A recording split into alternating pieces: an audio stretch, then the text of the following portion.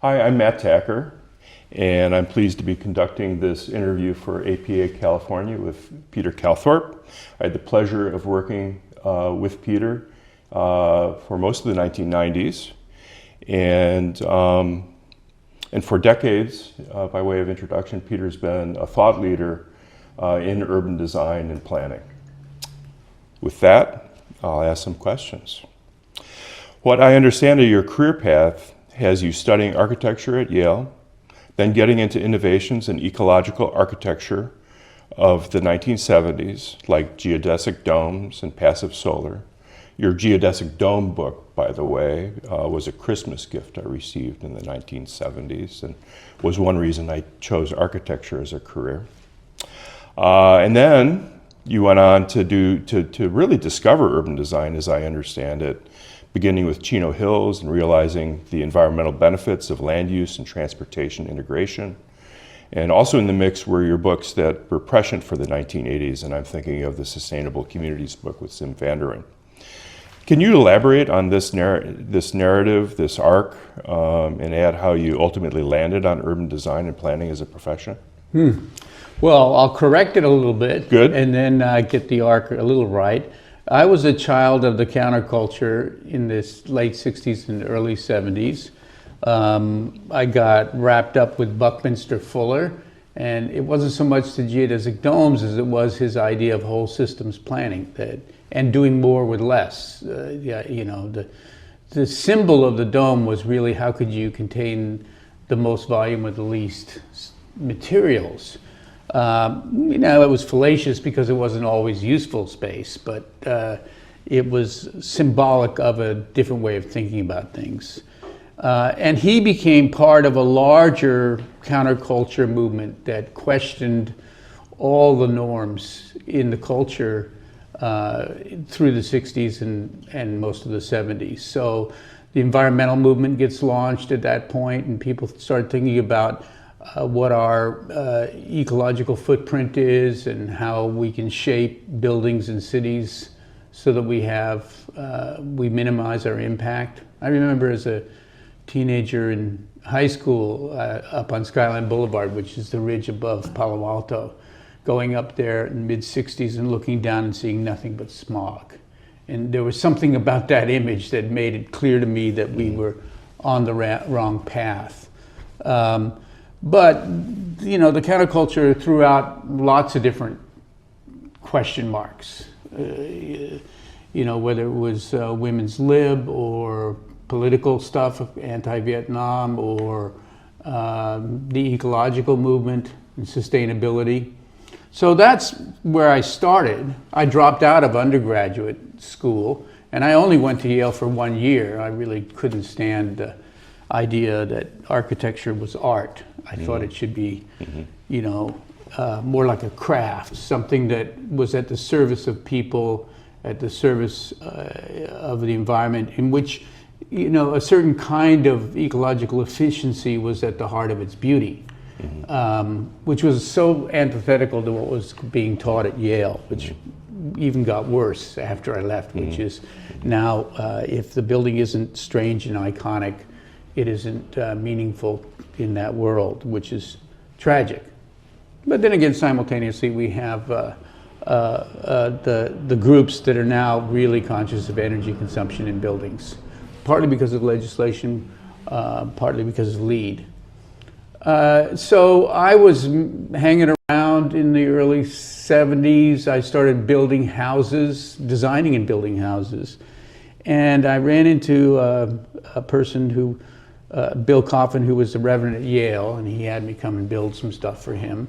And then I met Vince Scully, who was the famous architectural historian, but also a great urbanist and a great person.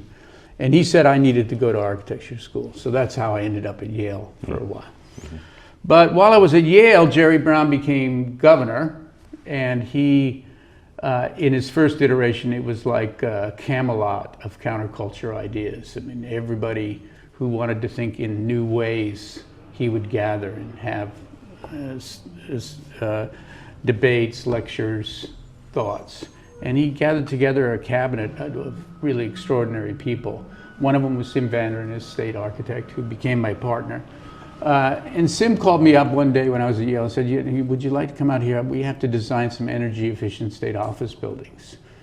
Because they wanted to launch a whole new program to demonstrate that the buildings could use natural resources, natural light, ventilation, cool night air, thermal mass, all that kind of stuff. And so my first project was a 250,000 square foot office building for the state of California called the Bateson Building, which ended up consuming just 20% of the energy of the building next to it, and was, I think, quite beautiful. It was a courtyard building, which was normal, historically normal tradition for that climate zone.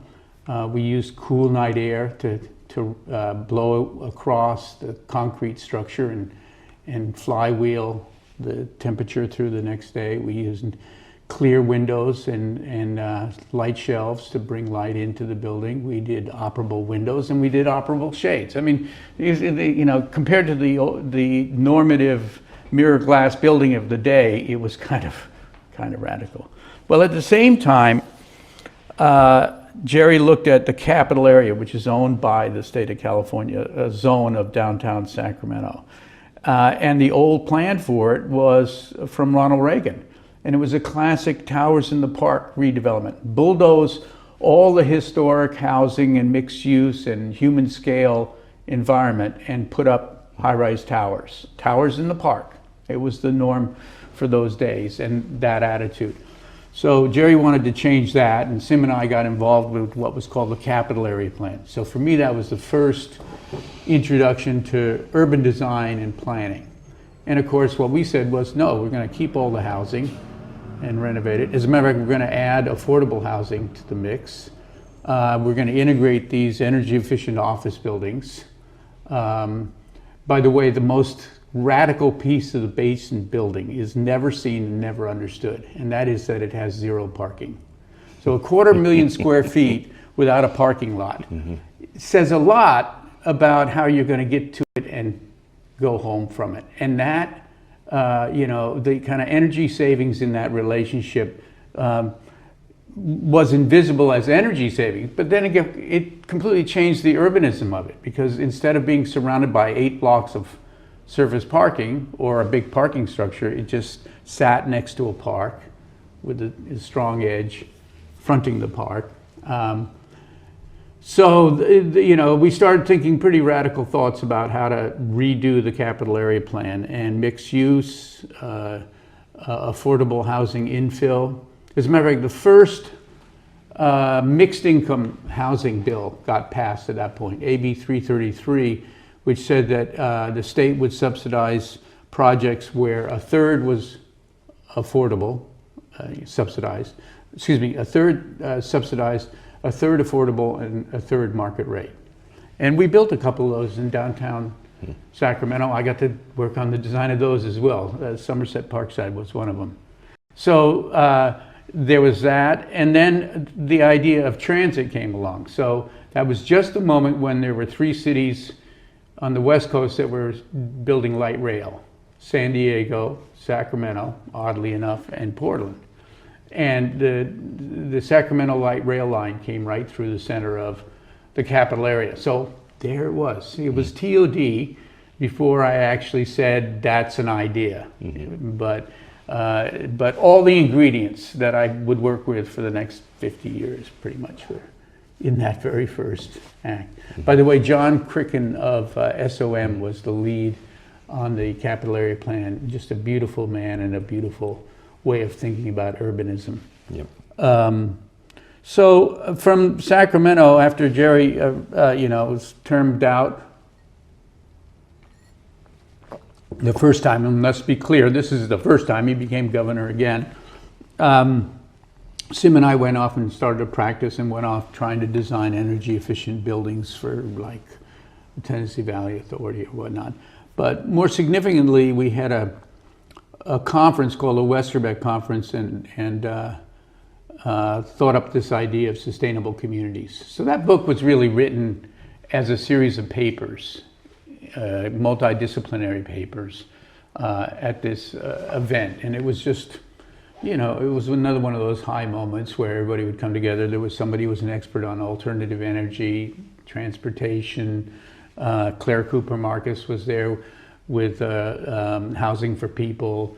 A lot of environmentalists with ecological recycling systems and organic farming. It was like we were going to put everything in one bucket, right? And that's kind of what that idea was, which I think is partly why it became such a powerful idea, because it kind of engaged so many issues that later became specialties, you know. So the whole organic farming thing became a specialty, and energy efficient buildings became a specialty, and, you know, low auto dependence became a specialty. Everything becomes specialties, which is part of the problem. And part of the thing I realized at that point was the real glue is urban design.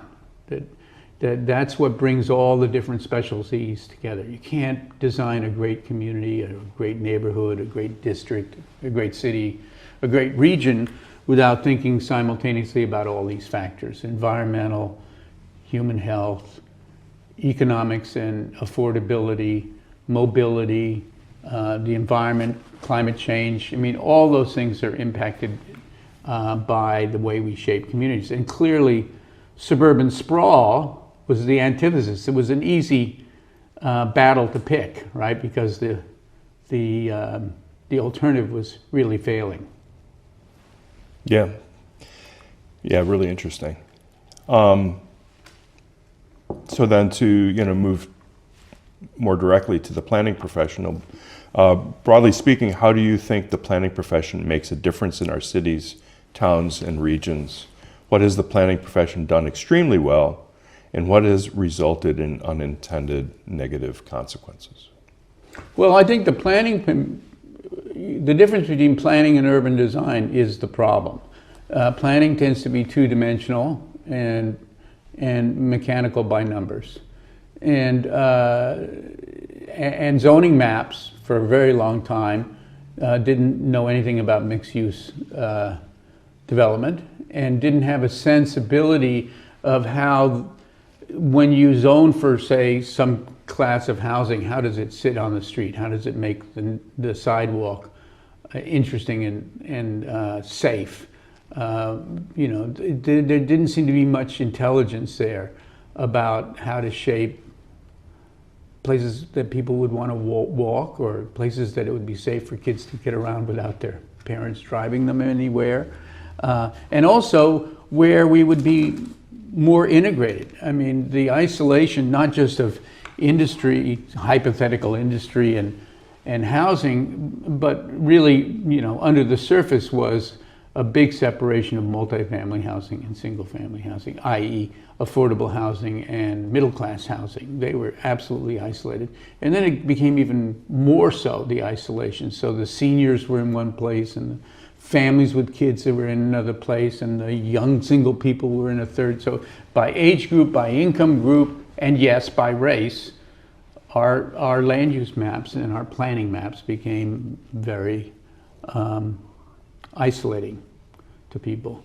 And so urbanism isn't just about creating, you know, placemaking that makes people feel comfortable walking around and, you know, and meeting their neighbors. It's also a sociological and economic phenomena, because the more you isolate low-income populations, the less social capital they have, and the less social capital they have, the less successful their lives can become.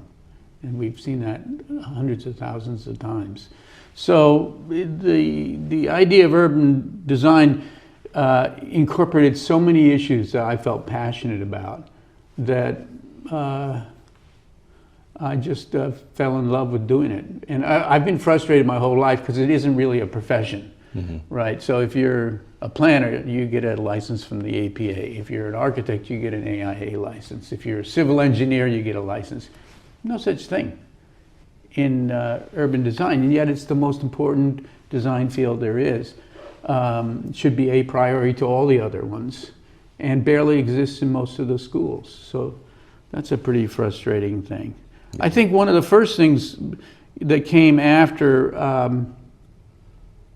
after the Sustainable Communities book, which was more still neighborhood scale, was I started thinking at the regional scale. And that's why transit-oriented development made sense to me.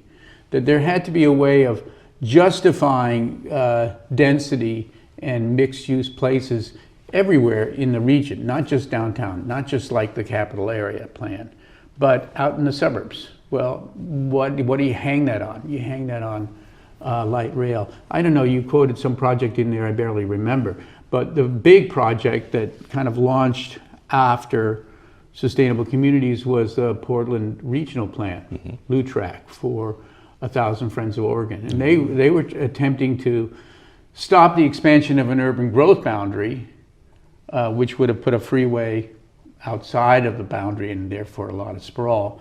The alternative became, let's build a light rail line with a series of TODs.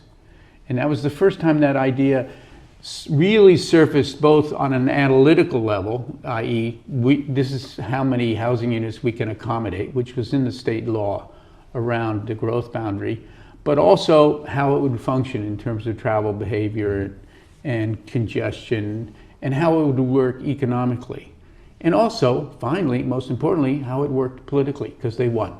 They actually stopped the freeway and took the same money and built the West Side Light Rail line. So really powerful outcome from a very simple idea. And from there, that idea really took off.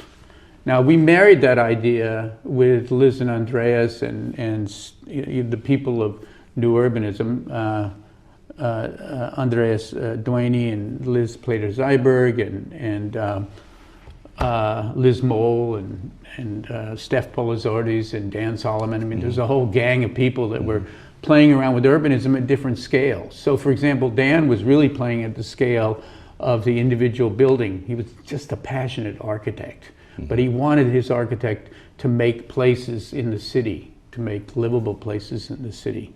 So he had that kind of vision. Liz and Andreas really thought about the neighborhood scale. And it was almost like I was the one who was thinking at the regional scale and also the environmental impacts, a little more. Everybody cared about everything, but my particular contribution and focus was there. So we had the charter, if you read it, operates at 3 scales: the regional scale, the neighborhood scale, and the street block and building scale. So 3 nesting scales, because you have to get all 3 of those scales right in order to get good urbanism. Right. I can draw a big regional plan all day long and put a circle and say that's a TOD.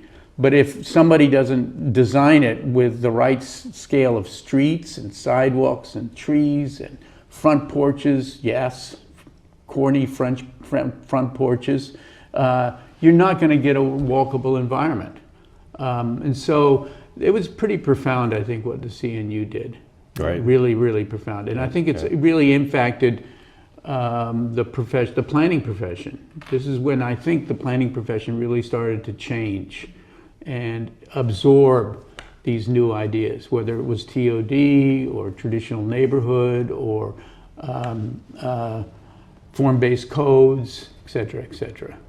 And so, and then what was next for me? Well, it was a pretty heady time. I mean, the formation of the Congress of New Urbanism, which was in the early 90s. And the charter you referred to is the charter of the Congress of the New Urbanism, which was very formative. There was a conference that was the Iwani, right? Principles kind of built on that. Yeah, the Iwani Principles was just early, before we had the first Congress. Yeah. We wanted to sort out a bunch of ideas, and so that was there. But the actual charter book is an extraordinary book.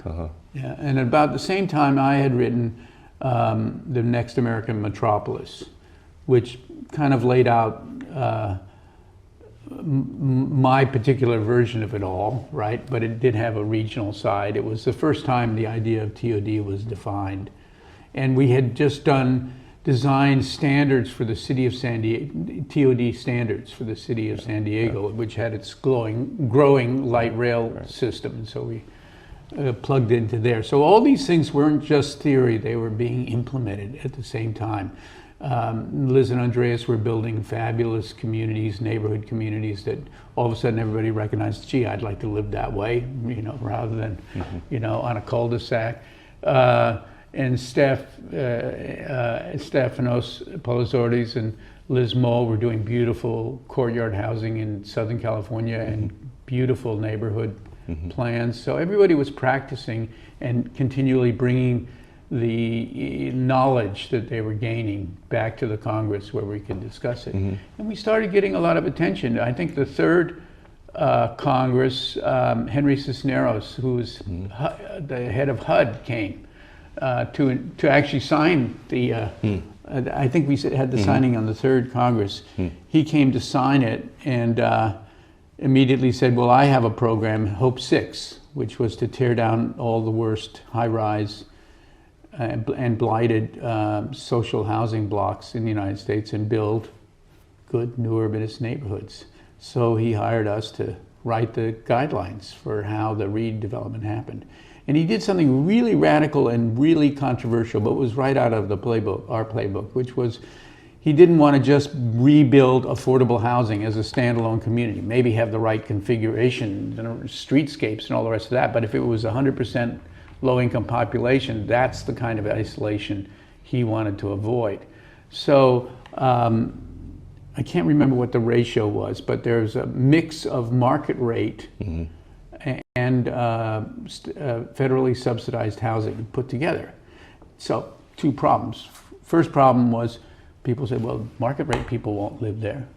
That turned out to be totally false. So you can go around and see these Hope 6 projects and they're fully integrated. Now, they're workforce housing. They're not market rate like, you know, somebody with a penthouse or something like that. It's all rental, but some rents are for working people and some rents are for low-income population.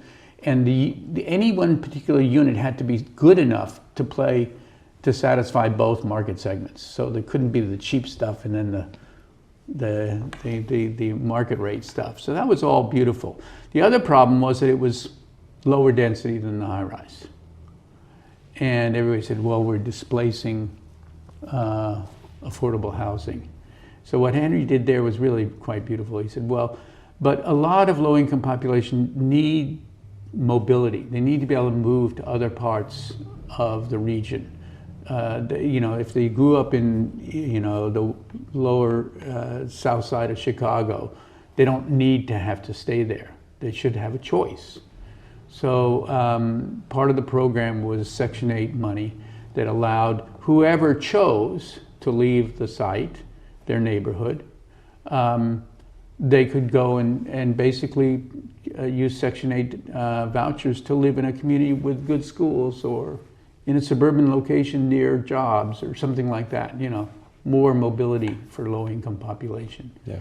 But that was highly criticized, interestingly enough. Yeah. Yeah, I'm struck by how, really in addressing things in an integrated way. It also, the CNU addressed and invited the participation of economists, and financiers, and sociologists, and so forth. And I don't know if you want to speak a little bit about the market, kind of the market forces that have been obstacles to doing more sustainable development. Well, I think there are two. We've understood there to be, and tragically it's no longer the case, and I'll say why.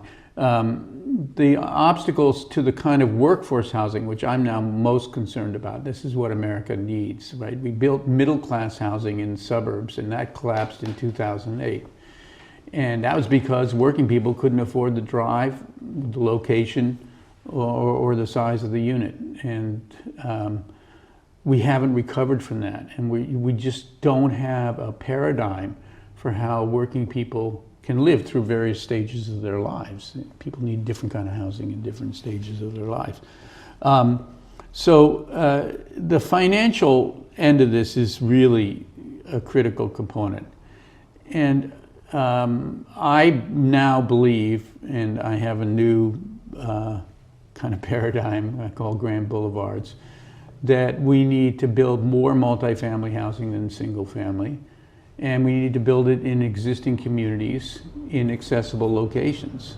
And it turns out we have a huge resource because all strip commercial is pretty well dead given our shopping online and all the rest of that. And also big boxes. I mean, no matter how you cut it, those smaller strip areas are really down and out. But they happen to be on arterials that could easily become BRT routes, and they happen to be weaving together various towns. Mm-hmm. So I did this study, maybe 10 years ago. I think you worked on it, didn't you? The University Avenue plan? Worked on that. Yeah, that was the first inkling of that. I mean, University Avenue here in Berkeley, a grand gateway to one of the great institutions on the planet, was just a sleaze row of motels and derelict retail shops and parking lots. And it was also the biggest crime center in Berkeley. Yep. And because there was nobody living there, it was seedy.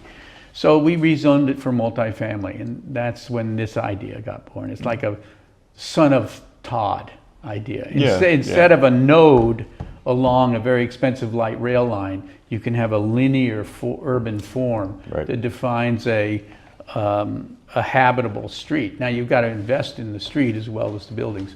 So one of the barriers, we're back to this barrier thing, financial barrier versus public barrier. Zoning is a big barrier. So very many communities just don't zone for multifamily. They don't want it. They won't say it out loud, or sometimes they do, especially now. We don't want those kind of people in our community, right? Renters who come and teach in our schools and our fire chiefs and whatnot like that, they can go find housing somewhere else because we're too expensive for them.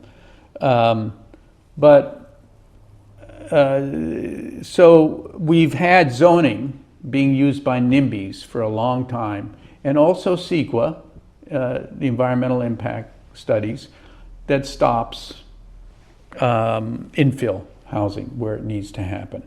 And this new book by Ezra Klein, Abundance, really gets into this. So there's this huge barrier that got built up because of planning. And it was solidified. It kind of turned into concrete. You couldn't change it. And if it was a single-family neighborhood, you weren't allowed to change that. So that's one layer of barrier. The other layer of barriers right now that's coming to the surface is the cost of construction. Since COVID, the supply chains were all just completely wrecked.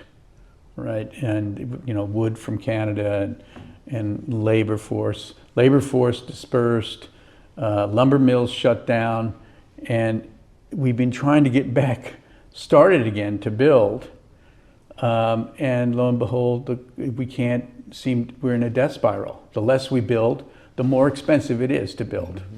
And now with these stupid tariffs, we really have a problem with getting the wood and the sheetrock and all that stuff that we need. Now, in the middle there, I got a bill. I helped conceive and then do all the analytics for Bill AB 2011, which basically creates state as of right zoning to convert strip commercial to multifamily, multi-story, multi-use, multi-income, all in one. And basically what its finding says is the state puts up its hand and says we can't trust local governments to be inclusionary, to provide the kind of housing we need, or even the kind of housing they need, because of the internal dynamics, and also because of the old planning documents. The strip was zoned commercial, that's it. Doesn't allow multifamily. There were a few enlightened cities that would rezone, like Mountain View and Redwood City, and here Berkeley, but that was the outlier. But it was a good way to test the concept. Wherever it got zoned, it got built. So I started, I don't know, after university, we started a software company called Urban Footprint, which allowed us to do very quick analytics on different planning ideas, like what if this, what if that.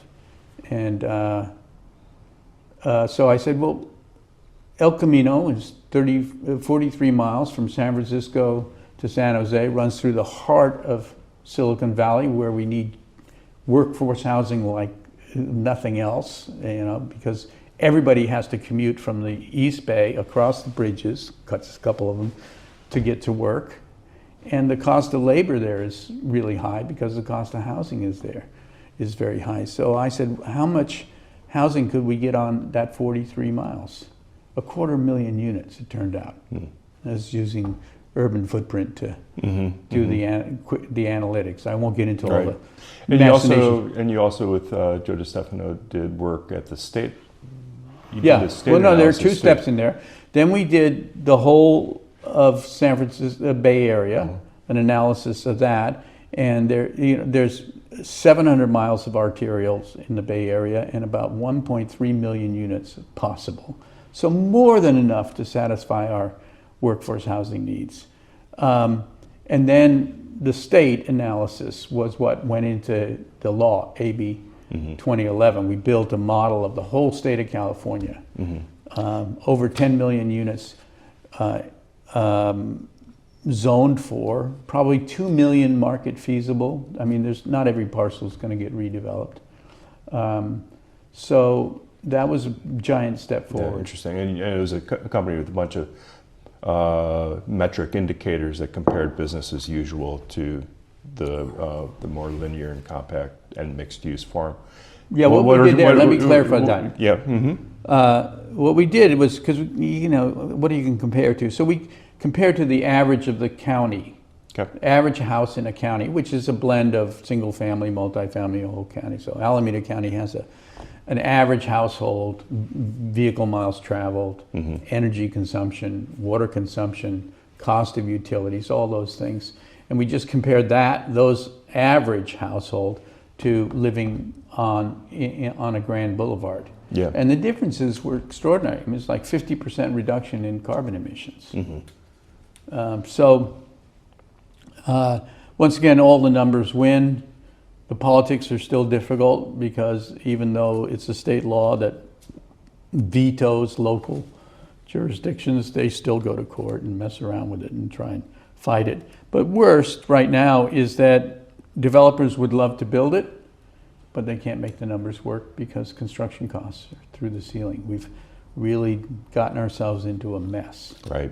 And it's particularly difficult in communities that have where the market rent is very low, but the construction costs are tied to the rest of California. Yeah, you got that right. Yeah. So what can planners do better, Yeah. Well, I think getting the zoning right always helps. Sooner or later, we have to solve the construction cost problem. And there are solutions. Manufactured housing can work and does work, but it's an infant industry that needs to be supported. I think site-built is just never going to get us back to where we need to be in terms of affordability. And I don't mean that for low income, I mean that for working people, working class people. You see a lot of the politics in America today are about working people who just can't make ends meet. And at the base of that is the housing cost. And at the base of that was the crash of 2008, where the American dream, i.e. that cul-de-sac, went away for many, many people. Yeah. What else? Well, I'll tell you, there's another dimension to this. I still believe that when you do a good regional plan, you end up with the need for infill, like Grand Boulevards, but you still have need for new growth. So I got involved with a lot of master plan community work on greenfields, some brownfields. So let's take Stapleton, which is 4,000 acres, kind of open land, but old land, old airport. And what was significant about Stapleton is that it incorporated a full range of housing types. So everybody's talking about missing middle, but Actually, it's easier to get built when you're building on a green field than it is expecting mom and pop to do it in their backyard. Very difficult, and quite frankly, tragically, not many people are doing it. The law is not well used. But it's a lot to ask of people to kind of become a developer, a financier, sure. Manage an architect, make sure the contractors are on time, and then become landlords. I mean, that's a whole new life for somebody.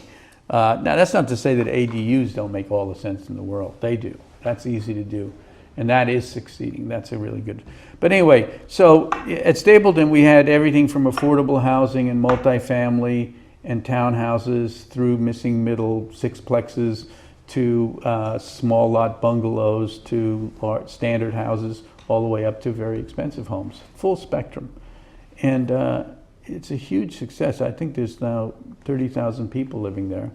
It's very walkable, very bikeable, preserves a lot of open space in a very ecological way, has jobs nearby, and now finally has a transit station. So a smart region will kind of zone for all of the above.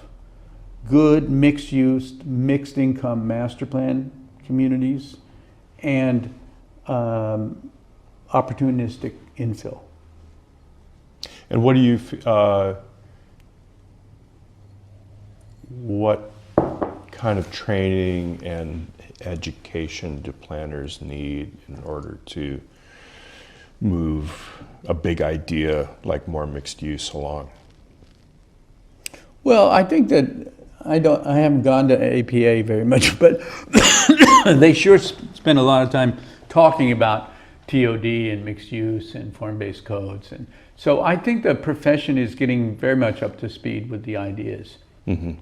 And there are a lot of consultants who are pretty good at it. Mm-hmm. So, but you know, I don't think the schools are good at teaching it. That's the problem, because urban design is not a, you know, occasionally there's a school of urban design. There's one at Berkeley, but it's tiny. It's like 15 kids. Mm-hmm. You know, it's nothing. Mm-hmm. So that goes back to one of my earlier statements, which is someday we need to turn this into a serious profession with a license and good training. And it should become part of the curriculum for landscape, engineers, planners, and architects. They should all have to take an urban design course or two. You've covered a lot of the questions that I prepared here. So you've talked about your core values to some degree, kind of if there's anything you'd want to further highlight in that regard, be interested, what you're passionate about. Also, you know, what's been hardest? So, you know, launch yourself from any one of those.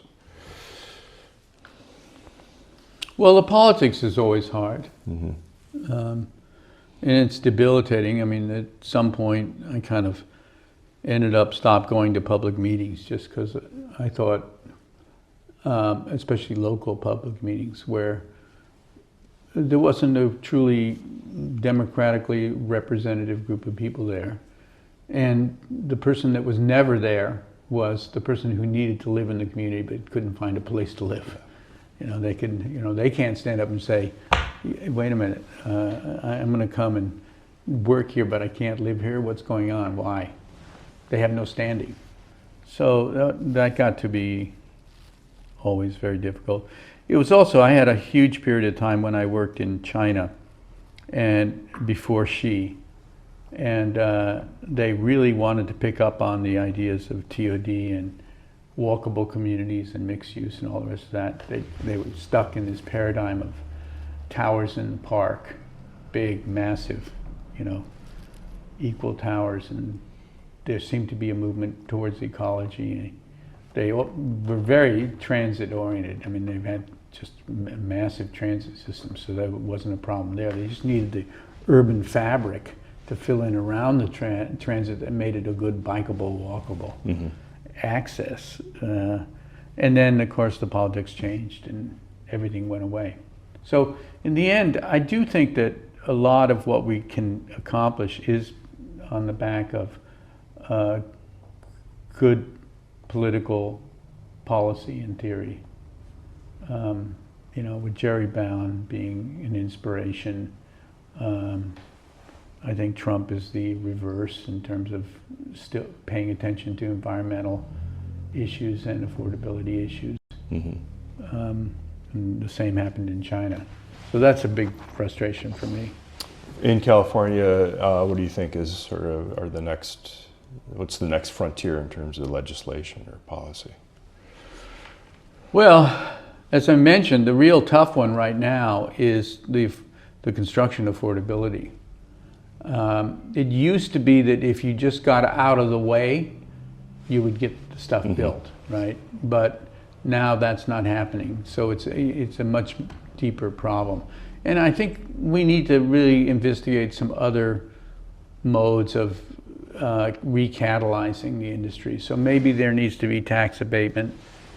So if you're building a multifamily in a Grand Boulevard entitled location, you could have deferred property taxes for 10 years. That may begin to balance the pro forma to the point where it works. And you could say, well, it's more subsidy, but it's not, because if you don't do it, there's no tax base there, right? You're not giving away anything you have. You know, only by giving it away for a period of time would you ever get it. But we did, before the construction costs thing kind of came up and basically created huge barriers, we did some TIF analysis, the tax increment financing. And it was all the new taxes that comes from going from a one-story and plus parking lot strip commercial to a 4-story multifamily. It's a huge economic, like 20x in property value, which then generates a huge amount of new property taxes that go to the state for our schools and that go to our local governments for parks and services and all sorts of other stuff, and transit. You know, it could go anywhere. So there was a double win there when we could just build it. You know, the other thing I should never have forgotten to mention this. AB 2011 requires 15% affordable. So hypothetically, if you got 2 million units built, which is only 20% of the capacity, you'd have around 30,000 units of affordable housing for free without any government subsidy. So, no, 300,000, sorry, 300,000, got a zero off there. And right now we struggle to subsidize affordable housing, maybe get 20, 30,000 units a year built. Yeah, interesting. So it's really, really inadequate, the way we come at it. And I believe that mixed income places are healthier places anyway, rather than saying this building right over there, I can identify that's where subsidized, you know, low income population live, and this building is where students live, and this one is where seniors live. You know, it's all mixed. Well, you've been very generous with your time, and we've covered a lot. I'm wondering whether there's anything that you'd still like to say, such as, areas of contribution that you've made that maybe we didn't touch on yet. No, I want to say thank you to you. Okay. And thank you to the planning profession for, you know, getting on all these issues. Let's hope we can get past this particular political crisis we're in, and also get much more creative about how we build buildings, multifamily, and how we build communities. Thank you, Peter. Yeah, thank you guys.